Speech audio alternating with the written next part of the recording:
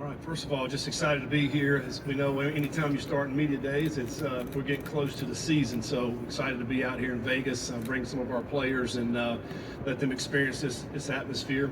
We head into year 2 in the Big 12. Obviously learned a lot last year. Went through, obviously a difficult season for us, our first year in the Big 12. Looking forward to the second year. One of the great things that we have going for us, I think, this year is bringing back several of our key players from last year's team, including our starting 5 offensive linemen coming back and really the 2 top reserve O-linemen coming back. We got Corey Conner, our 1,000-yard rusher, coming back, our top receiver, Xavier Henderson, coming back, and we're excited about that. And defensively, hired a new defensive coordinator, Tyson White from Iowa State.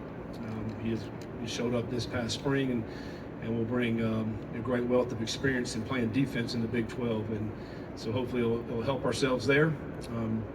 We feel like special teams wise, I feel like we have a great squad coming back as well with Mason Fletcher, who's here today, one of the best punters in the country. And so hopefully we'll be able to put a much better product on the field and compete in the Big 12. But again, we're excited for this second year and looking forward to playing all the new teams that we have in this league. Okay, we'll go ahead and take questions. Again, raise your hand. We'll to the handheld microphone. We've got a couple questions right down here. We'll start first 3 rows.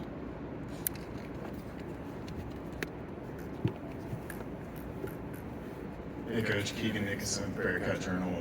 Cincinnati recently announced that Dante Corleone would be out indefinitely when it was discovered he had blood clots in his lungs. Do you have any more updates? I know it's only been about 11 days since, but do you have any more updates on his status and what his future might look like?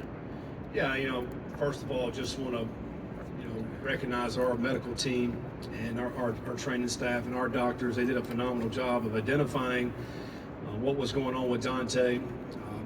Did many tests and come to find out that he did have some blood clots in his lungs. Fortunately for Dante, there was nothing else. Everything else is healthy, it's hard, no other blood clots. And so right now, working with the medical team, he actually is back with our team, working out. Started last week. He has been with our team yesterday and today. So he will continue to work out all summer. Hopefully, we're taking it day by day, but hopefully as we progress throughout the summer and head into fall camp, that he will be available to play and available to go. I know he wants to. He's such an incredible young man. But I think we'll take this day by day and we'll see where it's at. But obviously the hope is that he'll be able to play for us this fall and hopefully play at a high level. We'll stay in the right side here, right in the second row. Scott Springer, Cincinnati Enquirer. Following up on Dante, just what does he mean to the team, and would he have been here had he not had the ailment? And from what you know, other players have played with blood clots in the past. Any more that you can tell me about his situation?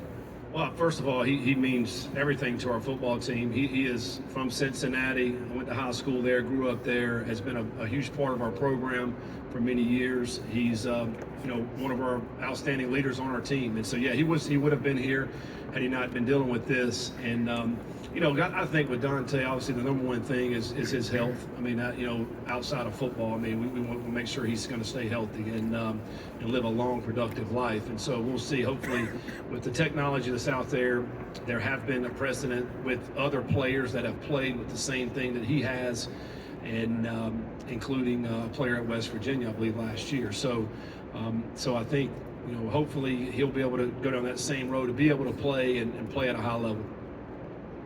Stay in the right side here, front row.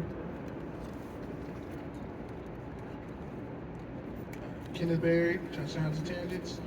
Coach, just from your time, whether it was Appalachian State or just your whole career, what are some core values that you've managed to implement at Cincinnati that you've seen grow and blossom, not just within the team, but just how they approach this conference?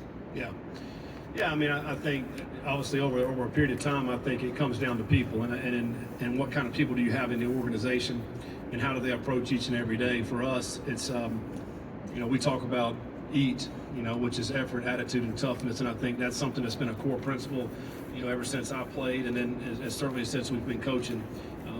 Coming into every single day with a great attitude, and you got to produce a lot of great effort. And then when I talk about toughness, it's not physical, but it's mental.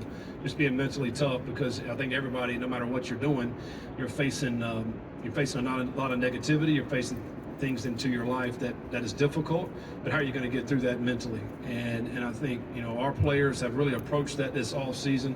It's been huge for us. You know, we went through this all season with 48 new players, scholarship players. I mean, in this era of portal time, we signed 21 high school players in the rest portal. And so, you know, you got a lot of new players. And so how can we bring everybody together? Well, that EAT mantra is part of the thing to help bring it together. How connected can we be as a football team? Because I think the connected team are the teams that win a lot of these games. And so that's the things we've been working on this whole off season, this summer. And you really can sense that and feel that as you walk through our building. Stay on the right side, second row. Coach Neil Muller with the Front Office News and Bearcats Talk. 47 new scholarship players this season, 7 of those in the defensive back room. Talk about what you've seen from guys like Makai Miller, Kai Stokes, Ormani Arnold, and a couple of those guys. Yeah, and Canteen, who's here today as well. Yeah, it's, you know, we struggled last year in the secondary. We gave up a lot of plays. We were one of the worst teams giving up big plays in the country last year. We knew we had to shore up the back end. And those players that you mentioned that we brought in, you know, most of those guys came in the spring. So we were able to go through spring practice, those 15 practices, really learn the new defense and find positions for those guys. We feel like those guys certainly have helped us out, you know, to not give up those big plays. And they will help us in, you know, as we go throughout this season.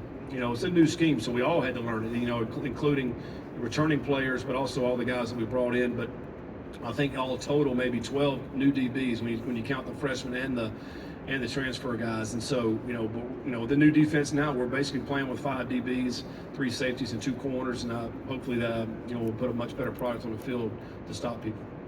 Continue on the right side here, third row. Tyler Budge, CF Budge. Coach, I know a lot of people will fixate on the home record last year, which was obviously less than ideal, but I'd like to look on the flip side of that coin. There were a pair of really gutsy road victories that you guys had. What about those 2 games do you look to bottle up and sort of use this season? Yeah, I mean, I think, you know, there were other games too that were right there, you know, 1 possession games. I think maybe 4 games that came down right down to the end of the wire that we did not win, you know, and you got to be able to win those close games. You know, if you win those close games, you know, you're sitting there, you know, now you're bowl eligible last year. And so part of this offseason was to keep the guys that were a part of those the teams that competed at a high level, you know, like the Corey Connors and the Luke Candras and the guys that are here, you know, and keep those guys, the Dante Corleone, and then add some guys to that will help that mix. And I think, you know, having that connected team to be able to finish some of those games off. You're right, we went to Pitt, had a big win there on the road, went to Houston, had a big win. So take the things that we did good, and let's apply those this year. But we know in this league, from top to bottom, there's some outstanding football coaches and great players in this league. If you don't show up, you're going to get beat, and sometimes you're going to get beat bad. You know, so you better bring it each and every week in this league with the kind of players and coaches that are week in and week out. We'll shift over to the left side, third row.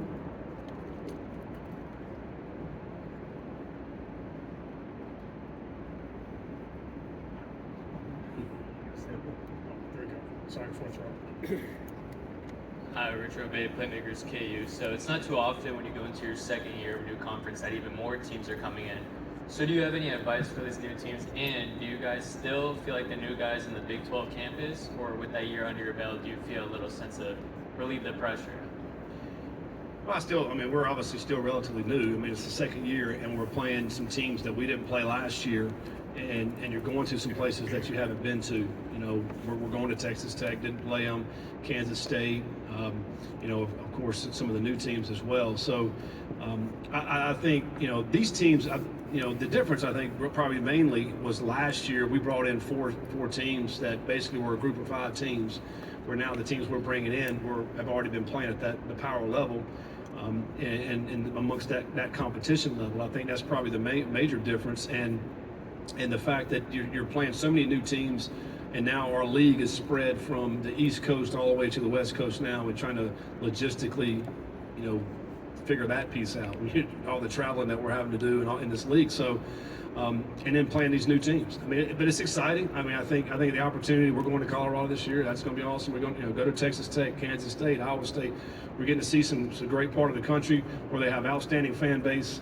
And great coaches and players, and to me that's a great challenge, and it's fun. It's fun for our players and our student athletes that get to experience this. The fact that college football opens up so many doors for our players and our coaches to be able to experience everything that this country has to offer, and I think that's fun. It's exciting, and it's certainly something that we look forward to. Right side, second row, right in the aisle. Hey, Coach Ryan Roberts with River from Cincy. The players have mentioned this all season how difficult the training program and everything else has been off the field. How has the disappointment of last season kind of helped with the culture shift that you and your staff continue to try to implement? It was huge. We won some games last year, and had pretty good success. You probably wouldn't have been as difficult as it has been this year because the guys really demanded it. Our coaches, our strength staff, everybody wanted it this offseason. We knew it needed to be the hardest thing.